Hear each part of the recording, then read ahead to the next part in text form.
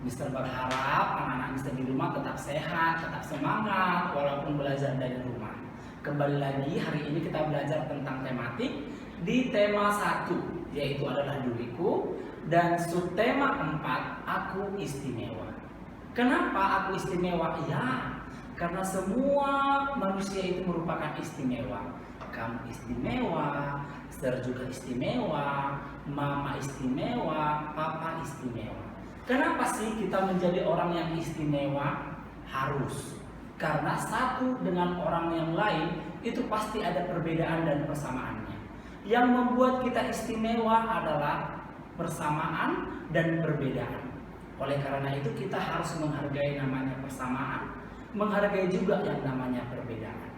Karena di tema ini, di subtema 4 ini, kita belajar tentang bagaimana kita menerima keistimewaan kita semuanya. Contohnya di Indonesia, kita sama-sama nih warga Indonesia, tapi di Indonesia itu punya berbagai macam suku. Contohnya, boleh kita lihat gambar di sini, ya. Ada gambar wanita, ada gambar perempuan. Ada yang sama? Nggak ada. Yang sama itu jenis kelaminnya, yaitu ini. Perempuan ada 3, pria ada juga 3. Itu merupakan persamaan. Tapi mereka juga berbeda jenis kelamin. Ada yang laki-laki dan ada yang perempuan. Mereka juga berbeda suku. Boleh kita lihat dari pakaiannya. Setiap pakaian yang mereka kenakan, yang mereka pakai itu menunjukkan jati diri mereka, identitas mereka, keistimewaannya mereka. Contoh dari yang paling ujung sana. Ini dari pakaiannya bisa kita lihat, oh ini adalah warga Indonesia. Dari suku mana? Oh ini adalah Sumatera Barat, Padang. Nah gitu. Jadi bisa kita lihat dari penampilannya.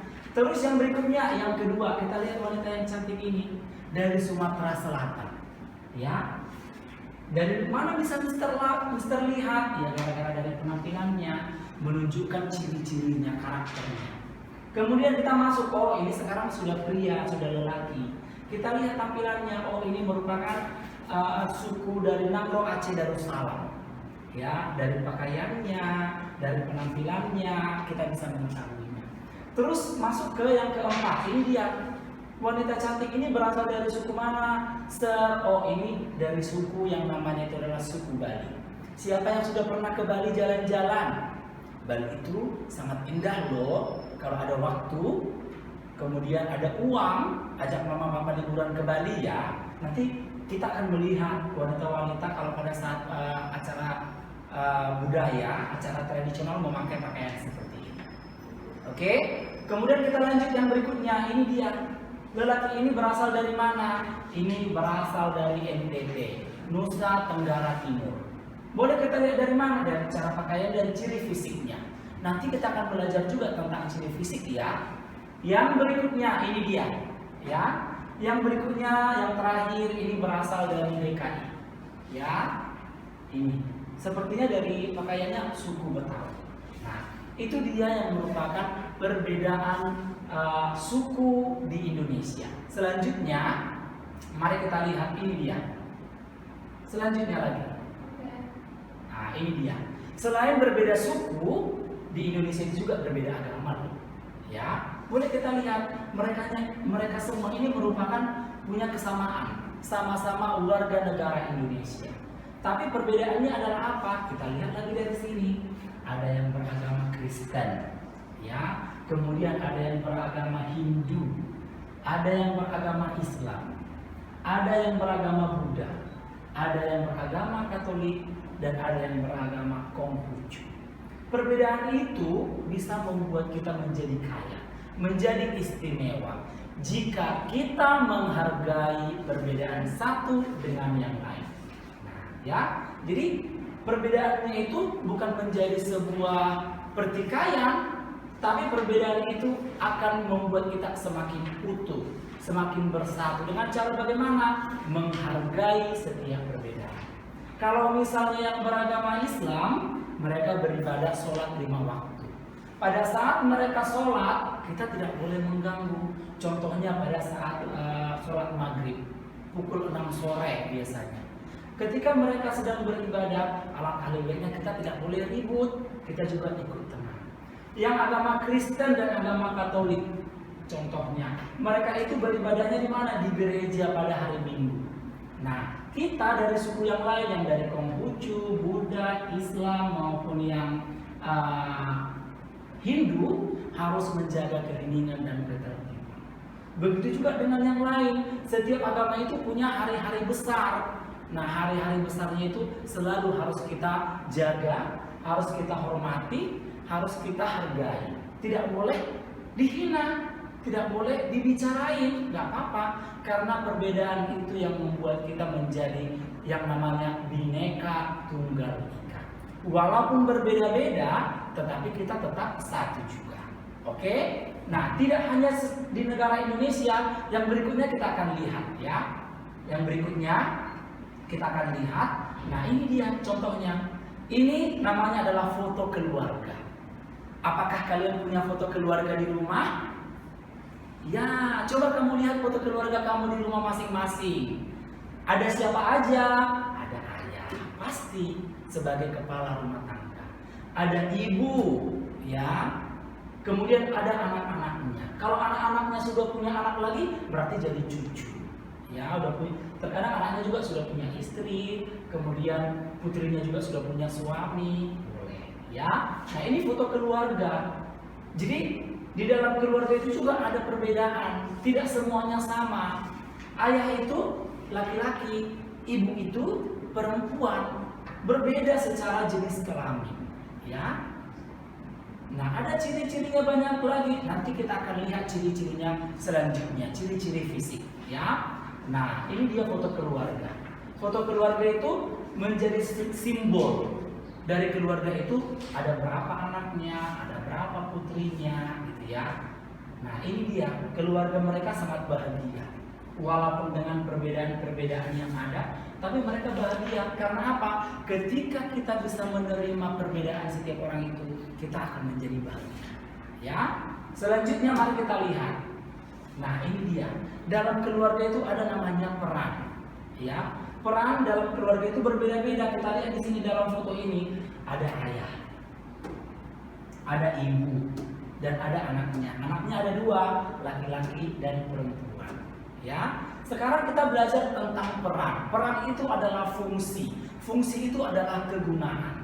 Jadi di rumah itu semuanya punya peran masing-masing, punya kegunaan masing-masing. Contoh ayah. Apa sih gunanya ayah?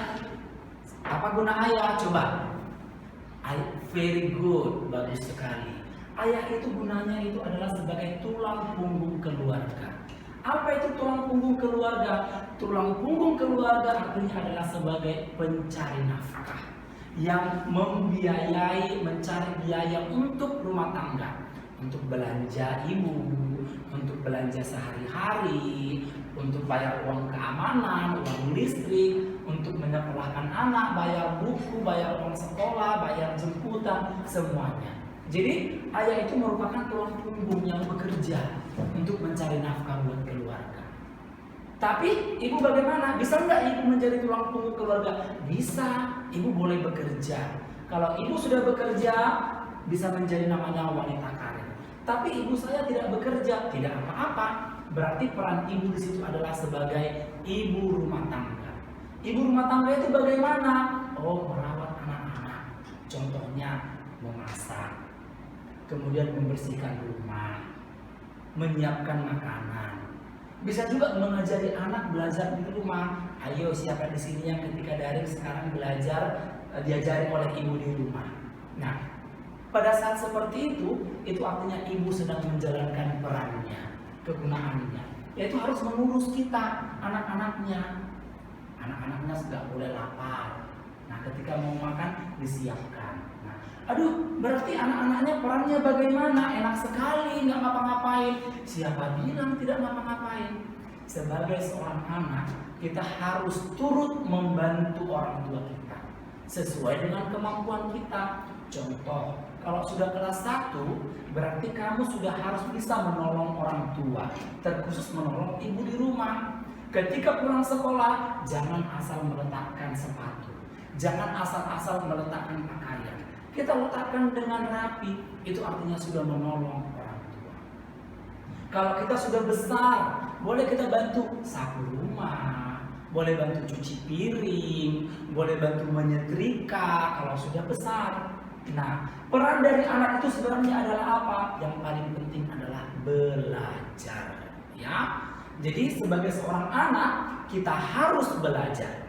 Nah, ketika sudah belajar, punya pendidikan yang tinggi, pintar, nanti kita akan mendapatkan pekerjaan. Ketika kita sudah mendapatkan pekerjaan yang baik, dengan pendapatan juga yang baik, kita bisa berganti merawat orang tua kita yang sudah tua. Nah, itu peran seorang anak. Jadi peran anak itu harus menjadi anak yang baik. Siapa di sini yang sudah menjadi anak yang baik? Bagus. Harus ditingkatkan lagi. Itu dia peran seorang anak. Harus membantu orang tua. Ya, jadi mulai hari ini kita sudah belajar nih tentang peran kita di rumah. Nah, Mister berharap anak-anak Mister di rumah tetap membantu orang tua di rumah. Belajar yang baik, belajar yang tekun, kerjakan PR-nya, jangan suka merepotkan orang tua, apalagi marah kepada orang tua. Ya, terutama ibu dan ayah kita. Oke, nah selanjutnya mari kita lihat, ini dia. Boleh lihat di sini ada 3 garis cantik. Ya, kamu yang perempuan di rumah juga cantik-cantik loh. Yang laki-laki ganteng-ganteng. Mari kita lihat di sini ya. Nah, mulai dari sini dulu kita lihat. Mereka ini punya kesamaan. Sama dalam hal apa, Sir? Sama dalam namanya jenis kelamin. Mereka punya persamaan. Sama-sama jenis kelaminnya adalah perempuan. Ya, kita lihat dari yang di sini. Oh, dia bermata sipit. Kemudian kulitnya putih. Rambutnya lurus. Nah, kemudian kita bandingkan ke sini. Oh, ini juga rambutnya lurus, kemudian kulitnya sawo matang. Nah, kalau di sini dia putih, di sini juga lebih gelap. Bukan hitam ya, tapi lebih gelap. Ya, kulitnya lebih gelap. Kemudian mari kita lihat perbedaannya. Oh, ini bola matanya hitam. Sementara di sini bola matanya biru. Siapa di sini yang bola matanya biru? Ada yang coklat, ada yang coklat. Ya. Kemudian mari kita lihat di sini. Nah, ini dia. Kalau di sini tadi putih, di sini sawo matang lebih gelap, di sini lebih gelap lagi. Nah, mari kita lihat. Rambutnya bagaimana? Oh, ini rambutnya bergelombang. Ya, seperti Ibu Suratmi. Rambutnya bergelombang. Kalau yang lurus seperti Miss Marisa sama Lolita. Nah, kalau Miss Sisil bergelombang. Cuma lagi di rebonding, jadinya lurus, ya. Kemudian kalau Miss Meria rambutnya juga bergelombang, lebih identik ke menuju keriting, ya. Sama seperti gambar di awal tadi, yang NTT rambutnya keriting. Itu namanya ciri-ciri fisik, ya. Setiap orang itu punya ciri fisik berbeda-beda. Contohnya Mr. Uratmo, ini rambut Mr. Uratmo ini keriting karena Mr. potong pendek, jadi nggak kelihatan. Kalau kulit Mister boleh dikatakan sawo matang. Kemudian ada yang pendek, ada yang tinggi, ada yang gemuk, ada yang kurus, ada yang langsing, ada yang kurang langsing. Kalau kurang langsing gemuk, ya. Ada yang putih, ada yang hitam, ada yang matanya biru, ada yang matanya coklat, ada yang matanya hitam. Ada nggak yang matanya putih semua? Tidak ada. Kalau nanti putih semua, berarti mungkin dia pakai yang namanya soft lens, ya. Nah, itu dia ciri-ciri fisik. Oleh karena itu, hari ini kita belajar yang pertama, yaitu adalah Bhinneka Tunggal Ika. Berbeda-beda tapi tetap satu. Yang kedua, kita belajar tentang perbedaan suku. Ada suku Nias, ada suku Batak, ada suku Bali, gitu ya. Kemudian ada dari NTT, ada dari tadi Sumatera Barat, Sumatera Selatan. Kemudian kita juga belajar yang namanya tadi itu adalah keluarga, ya, peran dalam keluarga. Kemudian terakhir kita belajar yang namanya adalah ciri fisik. Nah, intinya adalah apa? Perbedaan itu bukan menjadi perselisihan. bukan menjadi pertikaian. Tapi perbedaan itu kalau kita terima, bisa kita hargai, itu akan membuat kita menjadi lebih kuat lagi. Oke? Nah, sekian pembelajaran dari Mr. Uratmo. Nanti habis pembelajaran ini, Mr. akan kirim tugas melalui Edmodo. Nah, anak-anak Mr. harapkan kerjakan di rumah baik-baik ya. Kalau memperhatikan apa yang Mr. ajarkan dari awal sampai akhir, pasti anak-anak tahu menjawab.